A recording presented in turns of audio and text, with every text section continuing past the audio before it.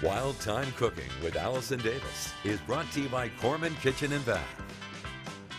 Welcome back to Midday Kentucky. Chef Allison Davis here in the Wild Thyme Kitchen, and hope you guys are having a great day.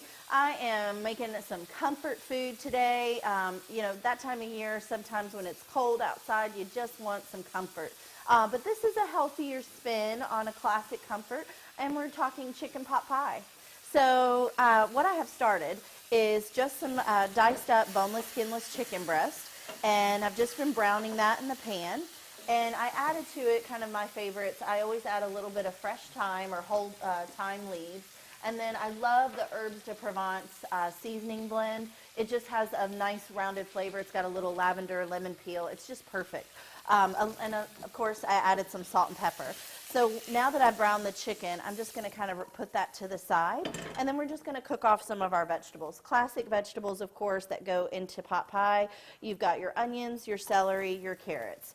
And then I typically will add, once I saute these vegetables off, a little bit of maybe frozen peas. I've seen recipes that call for maybe spinach in there, Swiss chard. You know, really, it could be a melting pot of vegetables, even if you wanted to even add potatoes.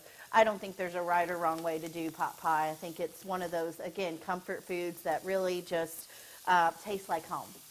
All right, so we're just going to saute up our vegetables.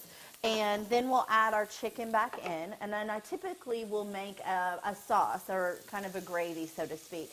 I'll add a little bit of chicken broth in as the liquid, and then a lot of times I will, and especially with this one since we're doing gluten-free, I would add in cornstarch or a slurry where I mix the cornstarch with the broth and pour it in, and that becomes the thickener.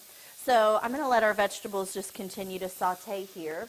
But what I have gone ahead and done is I've got a mixture here that's ready, that's nice and thickened, and is all of what we just discussed. So what I'm going to do now is show you a biscuit topping. And this is going to be a gluten-free biscuit topping that's going to go on top, and then it's going to bake. So this is very, very simple to do. We are going to start with just gluten-free flour, okay? And so when you think about making a biscuit, and I've made biscuits for so often, I don't even measure at this point, but you start with your flour, and then what you're going to do to your flour mixture, whether it's all-purpose or gluten-free, is we're going to add a leavener, right? So we're going to add a bit of baking soda, about a half a teaspoon or quarter teaspoon of baking soda, and then about a teaspoon to a teaspoon and a half of baking powder. All right, so that's our leavener. Then what we're going to do, I always add a little salt and pepper into my biscuit mixture. And then we're going to cut in butter. And what I mean by cutting in butter is just kind of crumbling up cold, unsalted butter into the flour mixture. That just disperses the butter, and that way when it bakes, you just get those nice little flaky layers of butter all throughout your biscuit dough. All right, so I'm just going to continue to kind of break this up a little bit. Our veggies are working.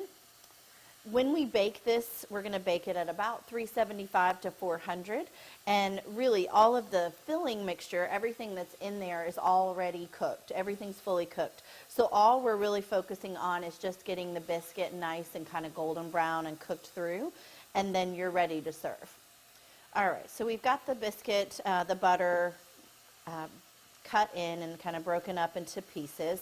I usually say kind of to resemble like a course meal, or like pea-sized pieces. And then for this, I'm going to add just a touch of cayenne into the biscuit mixture just to give it a little bit of heat. And then all we're going to do is just add in liquid. And that's going to come just to make this almost like a drop biscuit. This is a little bit of a wetter dough. So I'm just going to pour in some milk, and then we'll stir this up. And if it's too thick, and that's the thing to watch, I'll move this out of the way here. So when it's a little, when you're working with your gluten-free flour, sometimes you have to add a little bit more liquid because you're working with, say, like your almond flour or your coconut flour. And so this tends to be a little bit more absorbent. So you may need to just add a little bit more liquid in there.